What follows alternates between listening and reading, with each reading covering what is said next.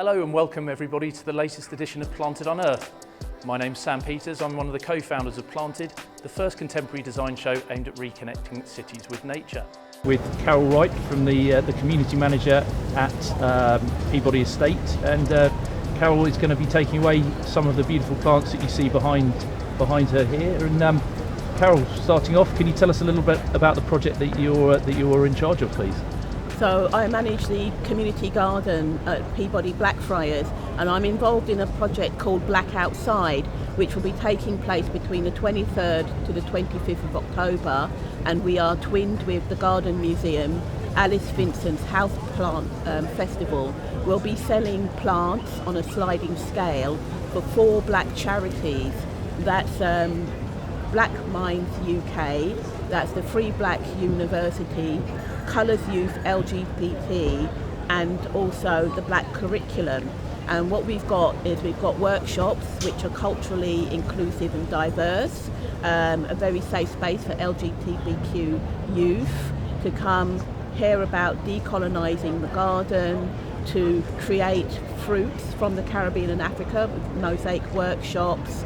We'll also be premiering a film called Rooted by the youth in the area, their response to COVID and also lockdown aftermath activities.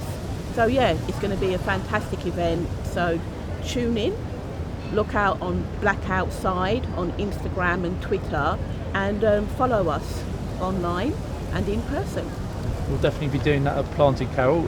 Carole, can you tell us how you found out about Planted and how we kind of connect with what you guys are doing? Well, I came up here to King's Cross because of the London Design Festival, and the area is very familiar to me. So what I did was have a walk around this morning and saw the amazing green wall. Come and check it out, because when I come and do things like this, I take back the photographs and the chat with the different people to the communities who I work with, who wouldn't necessarily come up here to King's Cross to view what's going on. So I'm kind of a conduit for all things green, community, design. Bring it back, put it out on the various WhatsApp groups, so that encourages families and underrepresented community members to come up and enjoy, because it costs nothing. It costs nothing to come up here, look, see what's going on, and that's the best way to get people involved in horticulture, see what other communities are up to, and it costs them nothing, and it's a good day out. At Planted, we talk about reconnecting with nature, Carole.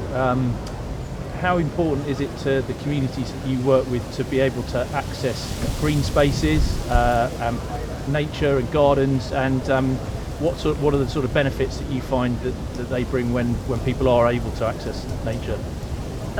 It's 100% crucial to be connected with nature, particularly if you live on a housing estate and you haven't got your own garden. And that's why I, in my time, 13 years, set up over 20 community gardens, predominantly on housing estates, so people can have that connection with nature, particularly if you've only got windowsill or balcony space. The benefits to your mind, physical and emotional, spiritual well-being, are always now being written about. You know, whether that's trees where you live, trees in the park, on the streetscape, it's important. During the COVID lockdown, we gave away over 200 plants from the Peabody Blackfriars estate. So that could be as simple as cress that you can grow in your kitchen, tomatoes, dwarf varieties on the windowsill, going past the fruiting hedging and picking some of those. So we've had damsons, we've had red and black currant, we've had alpine strawberries. Some gardens have figs in them.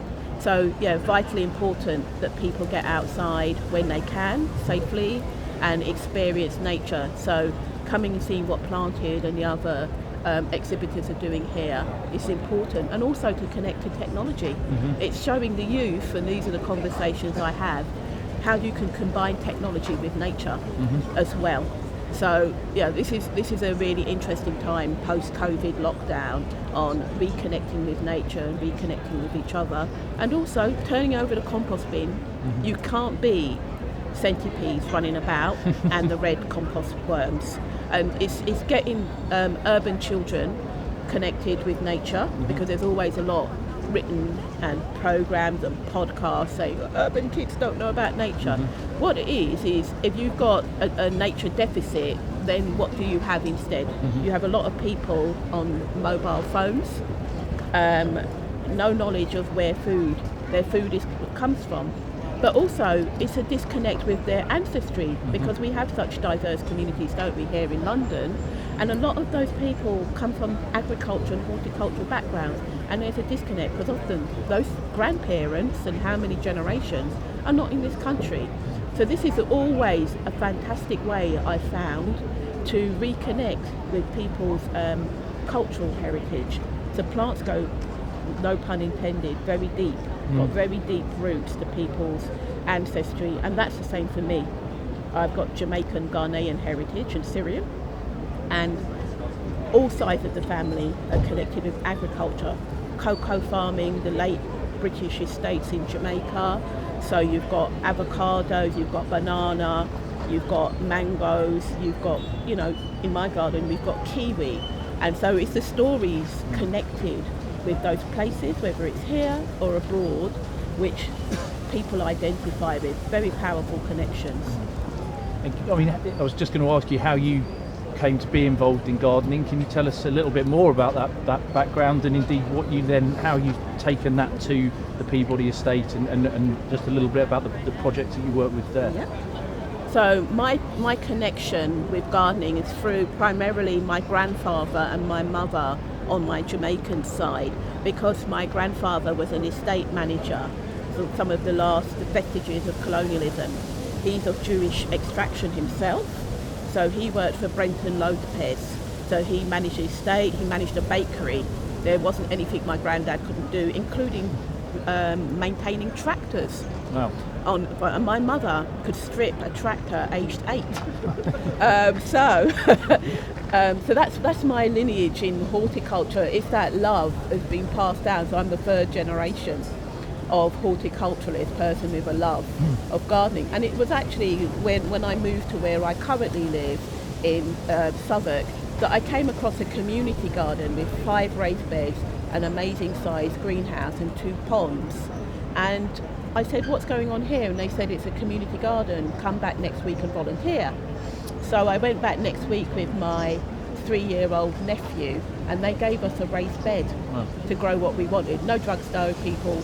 And it was like, okay, so we're growing fresh produce together, and our relatives would come and eat carrots and potatoes and what we'd grown, whether they wanted to or not, because the 3-year-old's hands had been all over it. And that was amazing. But my real break in setting up community gardens came in 2007 when I applied for a job as a community gardener with Bankside Open Spaces Trust, got the job. The first project which they asked me to work on was to create a community garden on a housing estate in 6 weeks with an international artist called Fritz Haig. And that was for an exhibition in the Turbine Hall at Tate Modern. They had never done this before, and I had never worked on a community garden in my life. But 6 weeks later, we had a community garden, which was called Brookwood Triangle Community Garden. And that was 13 years ago. And this year, I have just heard I've received funding to work with some of the remaining residents and permaculturalists, forest gardeners, to turn that garden into a forest garden, so that we'll be looking at climate change, adaptation, sustainability for the garden. Because the garden is in Zone 1 London, that is so many degrees hotter than any other part of the country. So we now have to replant the majority of that garden for the climate that it now sits in.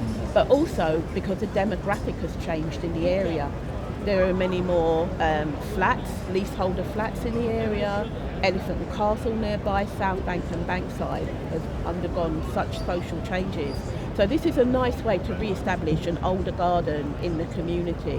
So the long answer is that's how I got involved in community gardening, volunteering, and then setting up a community garden, and that was the first of maybe 20 I've set up in London.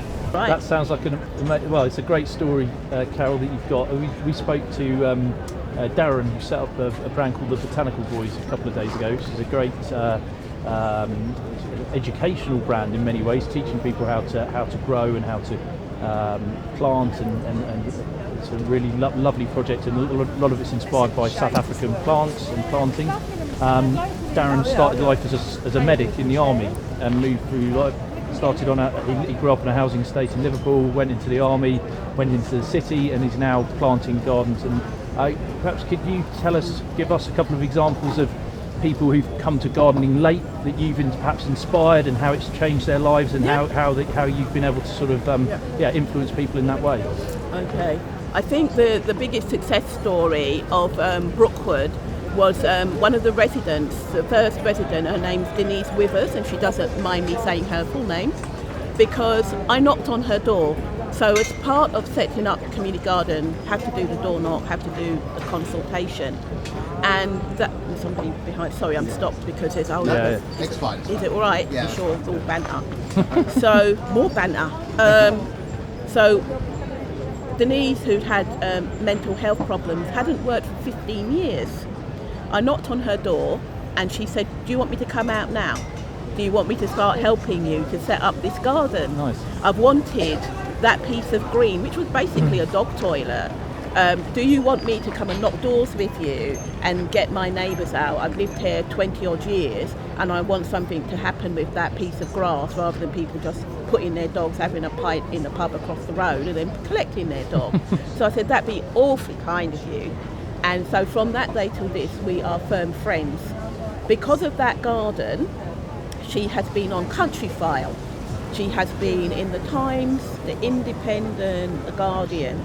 She got a part-time job as an outreach play worker, because following the success of Brookwood and other gardening projects, I was actually asked to manage an outreach play project with a local play group as part of my community gardening job. Denise was the first person employed to work alongside me to do gardening clubs on 7 community gardens in Bankside. And till this day, when she speaks to her family, she said that turned her life around, because she suffered from depression. She could reduce the amount of tablets she'd taken. She was eating kohlrabi and vegetables which were foreign to her. And till this day, she's the number one fan of community garden, but particularly Brookwood. So she's very much at the front of the plan for the new community engagement programme to get that turned into a forest garden. So it's a very exciting time. But as I said to her, we are now 13 years older. So we'll move strategically through that consultation, but it's very exciting. So from not working for 15 years to be an inspirational forest gardener like this, I mean, that's a great story, and just another example of why it's never too late to come to gardening, and how actually reconnecting with nature in that way can really change people's lives and transform them for the better. But from us, Carole, it's been an absolute pleasure having you on board. I know you're also an expert in the history of the West Indies cricket team as well, so I also share a passion for cricket as well. So next time we'll have you on to talk about gardening and the West Indies cricket team. But for now, Carole, what an absolute pleasure to meet you, and thank you for your time, and good luck with the project that you're working on. Thank you very much, Sam.